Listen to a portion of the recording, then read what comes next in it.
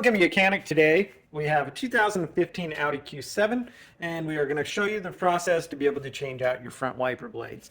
Number one, on this vehicle, you're going to want to put your wipers into service mode, and you do that through the multimedia information center inside the vehicle. And we do have a video how you do that. So what service mode does is it brings the wipers up here so that they don't interfere with the hood for you to be able to replace them. So whether we're on the left side or the right side, it's the same process. We need to raise our wiper up, and then being able to remove this is just a squeeze clip. We squeeze this, pull it, and unclip it to be able to replace that wiper.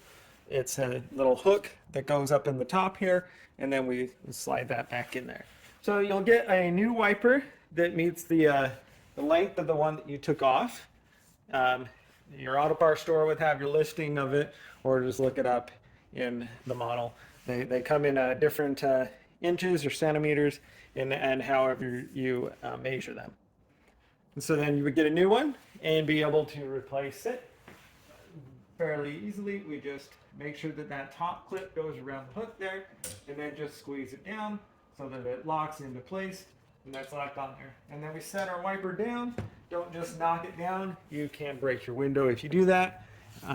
We set it back down there, repeat for the other side, and then put your wipers back into run mode or regular mode, and that would be how you would replace your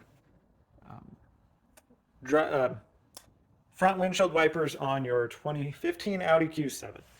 Thanks for watching Mechanic.